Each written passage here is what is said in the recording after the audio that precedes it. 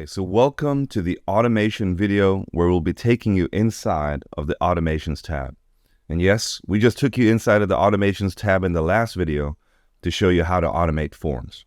But forms don't even scratch the surface at what you can actually automate with your business. So I'm going to take you over to the create workflows section again over here. And like I said previously, you can either start from scratch or you can scroll down here and see all of these done for you templates that will also give you ideas as to what you can actually automate for your business. So you check this one out right here. See this? You can actually automate your business. See, we'll open this workflow. This is an appointment confirmation, right? With a reminder. Then it sends them into a survey, okay? And a review request, all set up and automated within one click. All right, so you can see this is an all done for you template, or what we call recipes. So you can cook up what you need for your business. And then down here, it's a simpler one, okay? For birthdays. So here's a recipe for a birthday. So if you have a restaurant and you want to give out a free appetizer or maybe a free dessert for someone's birthday, well then when they sign up for your rewards program that you created inside of the account, you can add a birthday option. And every time it's someone's birthday, it can automatically send out a text. So you can see how powerful this will become. So we have all kinds of automations here. We have automations for Facebook, Google My Business. So I'm going to scroll back to the top here and let's try the appointment confirmation. All right, and have a look. Once again, I just want to open this up so you can see what it looks like as you create. Here's an appointment that then sends a confirmation email. Then you can set it up so 24 hours before the appointment, it sends a reminder email. 1 hour before the appointment, it sends another reminder email. And then a reminder SMS. Wait 5 minutes before, another reminder email, etc. So you can see that you can really automate here to make sure that people are not missing out on their connections with you here, okay? But let's head out of these workflows and go back to create a new workflow. And then we want to start from scratch, okay? So let me start off by showing you the different triggers, up in here. So we've actually got all of our Facebook, we got Shopify, form triggers, call status, lead forms submitted through your social media, pipeline sites change. I mean, it is endless, okay? But for right now, I want to show you something really simple, the customer replied trigger, okay? So customer replied, okay? So this event will be triggered when a customer replies, but it replies to what? Okay, we have to narrow that down. So we're going to add a filter, click select, and we're going to scroll all the way down to reply channel, okay? Here we go. And now you can see all of the different channels, okay, that you can use. So did the customer reply to a call, a chat widget, an email, a Facebook message, a Google My Business message, an Instagram DM, or an SMS text? I personally think that every business should have as many of these as possible. So let's start with a chat widget and save this trigger. Chat widget and save this trigger.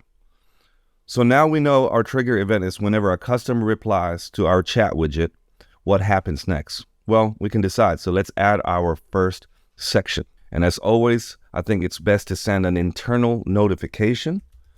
Okay, send internal notification. You can see it's so easy to the business or the business owner. Okay, notifications. There we go. Send internal notification. Select type. Okay, what do you want to do? You can get a notification via email, notification directly, or an SMS. Okay, so let's do notification. And let's write here, new chat widget. I should be able to spell. New chat widget lead. Okay. Then here it's going to say such and such name, full name, okay, is trying to reach out in response to the chat widget. Okay.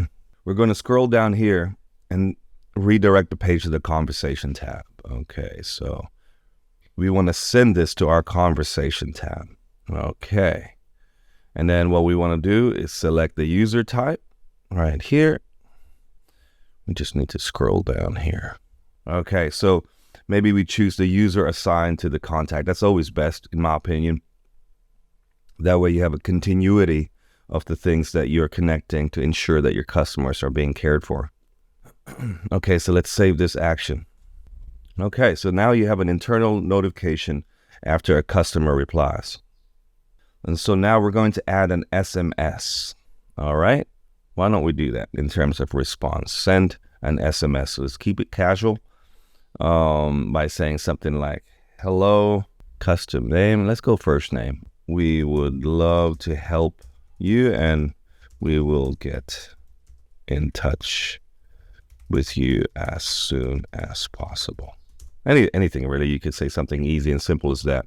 Okay, now sometimes people don't do automatic messages in chat widgets. It's very common. The business owner just needs to be notified up here because let's say, for example, the customer gets on your website, they fill out the chat widget and they want to learn more about the service. Well, as long as you get yourself informed, whoever you've attached this to, they can respond to that and provide whatever service the customer's looking for. But I totally get it. Some of you are super busy and you'd like to have the automatic text so that the customer knows that they're going to get a reply and knows what number they can text back with or with any of the information that's needed. So this is really entirely up to you. If you'd like to send out an automatic text, then awesome. But bear in mind, text messaging costs money, right? You have to actually buy preloads of text. So keep that in mind. Bear that in mind. You know, it depends on the method that you find best for your customers. It's all about your customers when you connect with them. For some of them, it could be through Facebook Messenger, it could be through emails, whatever it is that you do. But if you use SMS, just bear in mind that there will be a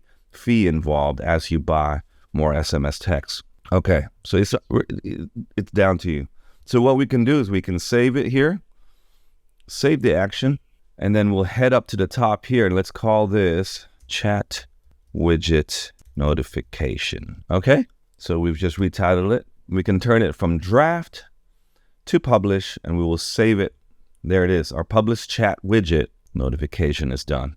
Okay, so that's now saved. But watch this. Let's go back, do it all for our other reply channels, right? So we can actually reuse this when we go back to our workflows.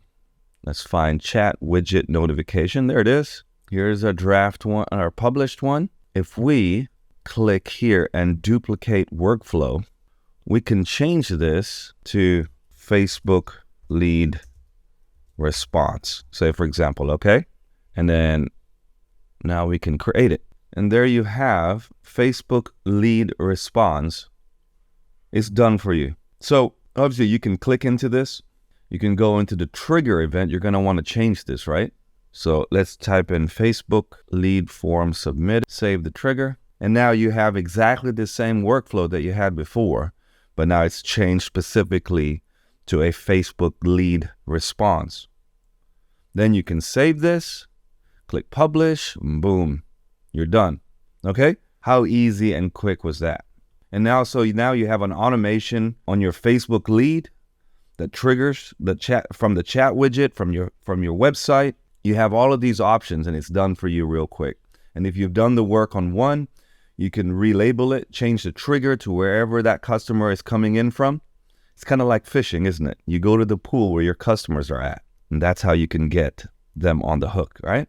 Like I said, there are so many reply channels. You can do this for your Google, My Business, Messenger, for your Instagram DMs, for your actual text messaging, your emails, and even your calls. I would highly recommend automating as much as possible in your business so that customers feel that you respond quicker than any of the other businesses out there, and that sets you apart.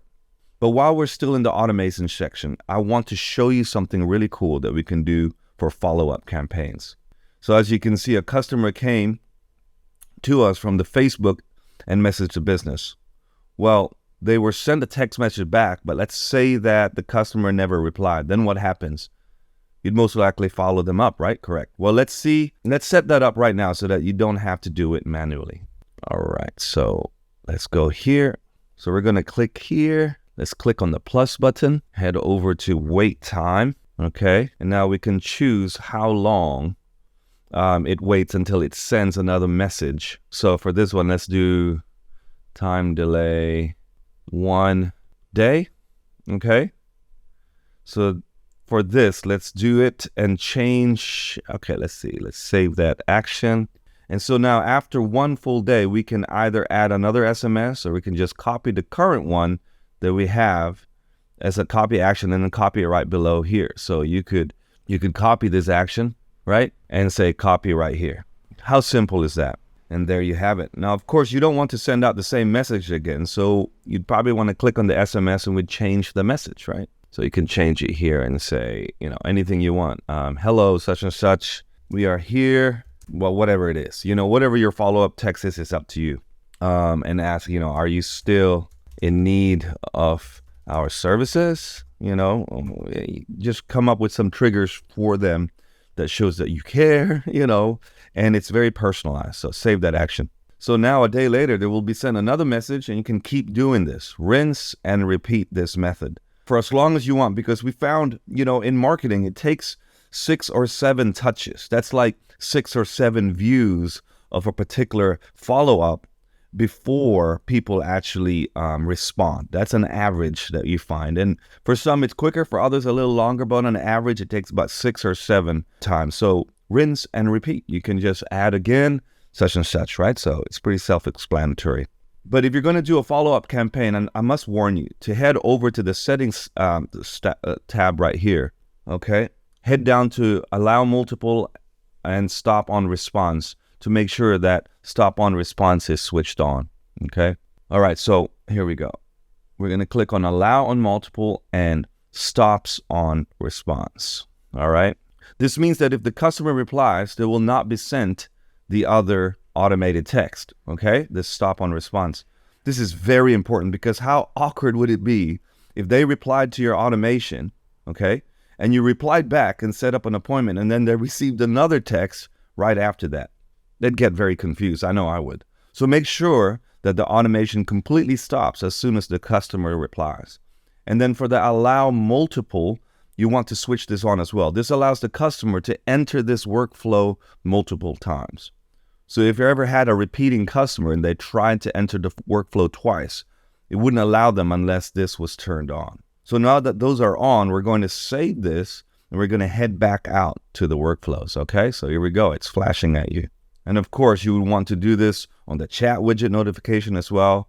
You would set this up for any type of workflow that you know or that you have. The customer may be entering the automation again in the future, so you don't want to lose that opportunity. So you see, automation is so powerful for your business, not just because it's tech savvy, you get the pun, but because it translates to time, saving your business time so you can focus on the things that actually matter. You can focus on your genius and allow the BeeSavvy system in our platform to do all the heavy lifting for you. It allows you to scale much faster when you're running marketing campaigns and sending out messages to hundreds and hundreds of possible potential prospects. This is a completely efficient method to have as many prospects as possible and to be following up with every single one of them constantly. So I'm glad you guys have seen the inside of the automations tab, and hopefully now you'll have a good idea of what you want to automate for your business, and you should try it out for yourself and get it set up. Start with a simple one, and then you can lead up and ramp it up as you begin to understand the customer journeys. Okay, so I will see you in the next video.